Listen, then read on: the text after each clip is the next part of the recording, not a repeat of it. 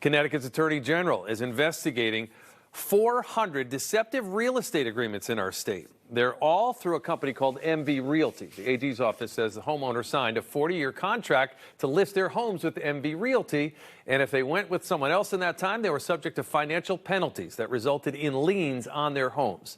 Connecticut is now one of many states that have filed lawsuits against that company. Housing, zoning, emergency services, just some of the ways neighboring small towns could partner to save some money. It's been debated for a long time in Connecticut, but doesn't occur very often. So why is that? Governor Lamont is now trying to pave the way to make it more simple.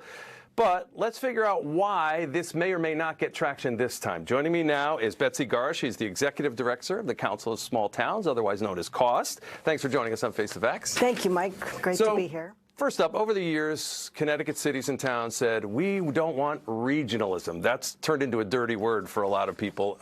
Why do you think that is, and what's the hurdle? Well, in the past, we were facing proposals that would have imposed a one-size-fits-all, top-down approach requiring regionalization in ways that really didn't make any sense for the towns, didn't make any sense for their communities, and certainly didn't save money or enhance the delivery of services. So when you look back at efforts, for example, to consolidate school districts, we had to point out that you're not saving any money when you're consolidating school districts if you're transporting kids on buses for miles and miles in these rural areas. And so it really didn't make sense. It would not have enhanced educational opportunities for those kids, and it would not have saved money. This bill's different, though. Okay. So first of all, as a parent, I don't want my kid on the school bus for 90 minutes every morning, getting up at 5 o'clock, so you can understand that. If this bill is different, what are some of the things that are more likely to partner in, maybe other than busing your child across town? So what this bill does is recognize that shared services approaches can make sense. And when towns have tried to explore those approaches, they've run into barriers. Sometimes those barriers are in statute, sometimes they're in collective bargaining agreements, or sometimes within their own town charter. What this does is remove those barriers and paves the way for towns to enter into shared services approaches in ways that make sense for their town and their region. So they can work with their neighboring towns, they can work with their regional councils of government, but they can identify ways where it would make sense to share services in ways that will reduce costs and reduce the burdens on property taxpayers. And this could be piecemeal, right? So if it makes sense to share the 911 services, you share that, but you don't share snow plowing per se, if that doesn't make sense, right? So you can choose, each town can choose where to agree or disagree? Exactly. This is a very voluntary approach. It just simply enables people and towns to pursue these approaches, again, where it makes sense for their towns. In your experience, what has worked in some of these cases, right? So Litchfield County has a place where they move kids under one school because each town doesn't have a lot of kids. There are other places that do share things like dog catching services. What are some of the things that you've seen that have actually worked? Well, as you point out, animal control is a big one. In Litchfield County and in the northeastern part of the state, they have a lot of rural towns and they share animal control facilities, and it makes a lot of sense. Also permitting, online permitting.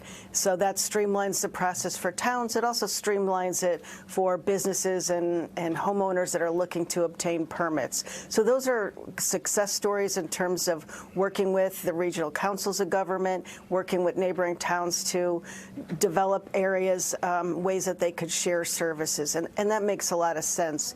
There are other areas where the state has imposed obligations on towns, and we're saying, you know what, it's probably a good idea, but why don't we look at a regional approach to this? So, for example, the state recently required towns of 25,000 population or more to establish fair rent commissions.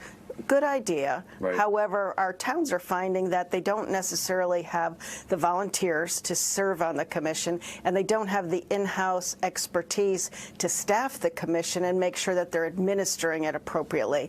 So some of the towns had said, why don't we do this on a regional basis? Right. And then they bumped up into the statute which said, no, each town over 25,000 has to have a standalone fair rent commission. Doesn't make a lot of sense. And What's so going on right now between Bridgeport and Fairfield is one of the places where they want to, affordable housing, how close should it be to Fairfield? Should they partner on things like that? One of the other things, I talked to some lawmakers about this week to get opinions and try to gauge how they feel. One of the things I've heard is oftentimes when there is a co-partnering situation between two towns, you have a group of people who decide how to spend the money to try to save money, but oftentimes they're volunteers or they're appointed by somebody, and they are not held accountable to the voters when it comes to giving somebody a big raise or buying a piece of new equipment. Should there be something like that factored in so there is somebody who is responsible to the voters when a check is signed for a big amount of money to save money?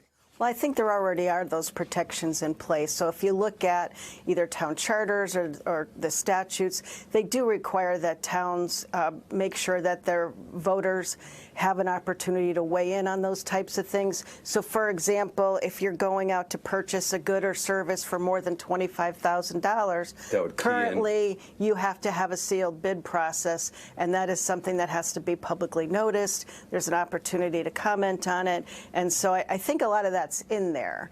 This bill would actually require that if you're doing these types of programs, it's through an interlocal agreement. So if you're in a small town, and there are about 100 small towns that have town meeting forms of government, those interlocal agreements are approved at town meeting. So every resident, every property taxpayer in that town just about has the opportunity to come to the town meeting, weigh in on whether or not they feel it's prudent to go ahead with that interlocal agreement. This is so complex. Betsy, I have to leave it there. Thanks so much for joining us. We appreciate your explanation and your time on Face the Facts.